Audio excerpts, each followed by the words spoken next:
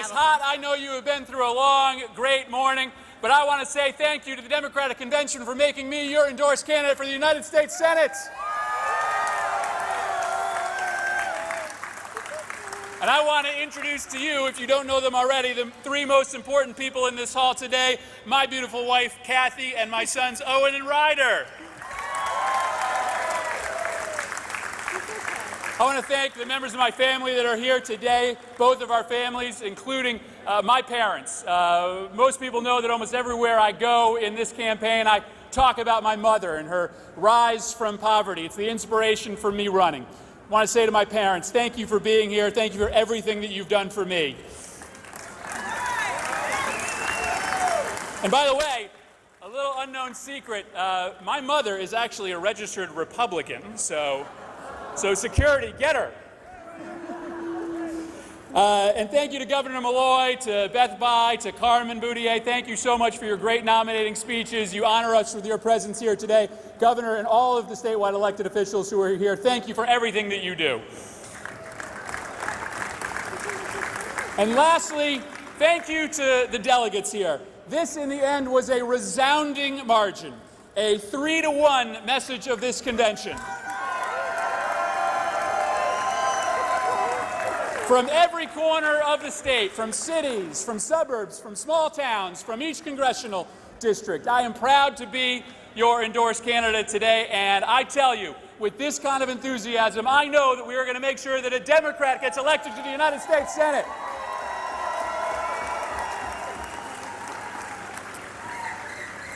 Now, a lot of you know that throughout the year, whether it's an election year or not, I knock on doors. It's what I know to do. And what I have found over the last several years is this creeping pessimism around our state. People wonder whether things can get better. People have been jobless for too long.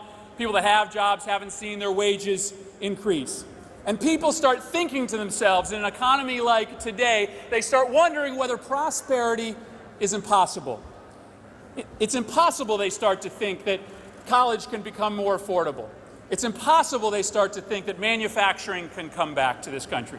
It's impossible, they start to think, that we can build new technologies to make this country energy independent.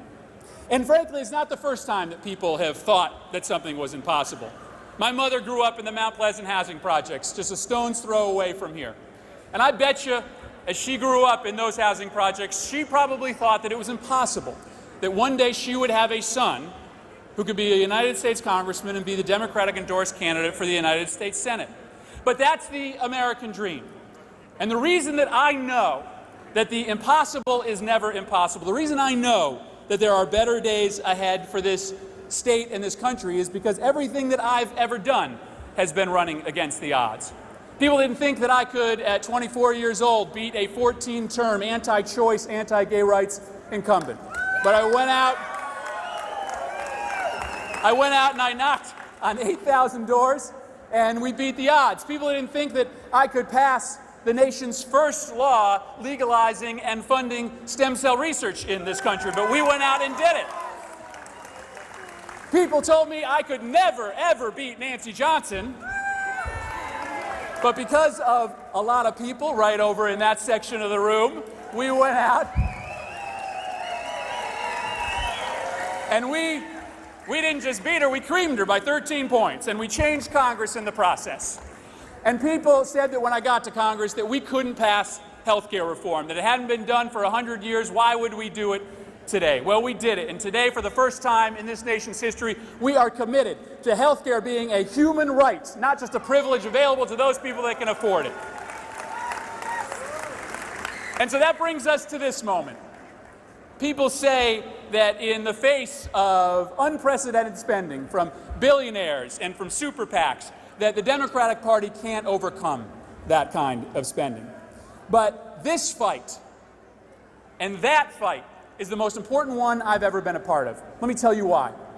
If you were in Congress with Joe Courtney and John Larson, Rosa and Jim and I this last week, let's give it up for Joe Courtney, Jim Himes, John Larson, Rosa DeLauro.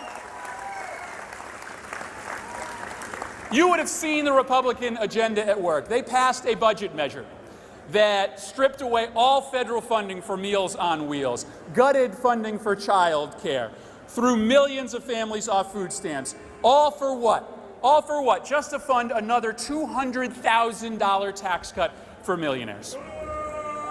That, my friends, is the agenda that will be a reality in Congress if we allow either Linda McMahon or Chris Shays to get this seat. We have a different prescription. As Democrats, we understand that there's been a partnership at work in this country, that individual ingenuity is the basis of our nation, but public investment makes the difference, that nobody succeeds on their own. My mother didn't, people in this audience didn't. It's private ingenuity that builds jobs, that builds businesses, that grows ideas into reality, but it's public investment in schools, in roads, in clean air, in clean water that makes all of that possible.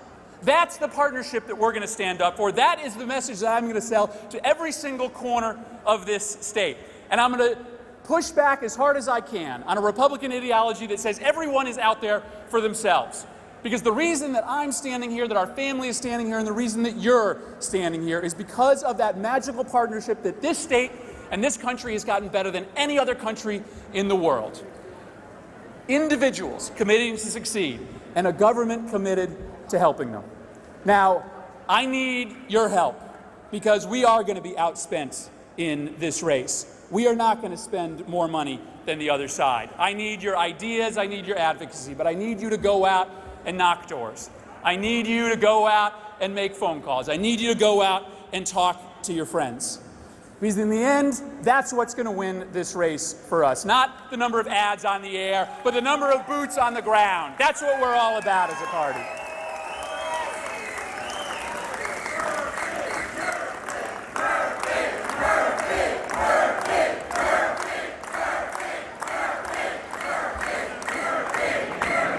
And here's what it's going to come down to. If we go out and we sell that message, this state and this country will remember that I'm standing here today because of that partnership between individual will and community investment, that most of you are standing here because of that partnership. And generations that come after us, like my two little kids here, will be able to realize that the American dream is not impossible, that it is still possible because of that partnership. That's what I am committed to as your nominee. The overwhelming endorsement of this convention gives me faith that we will win this race. God bless Connecticut. God bless the United States of America. And now, let's go out there and win one. Thank you, everybody.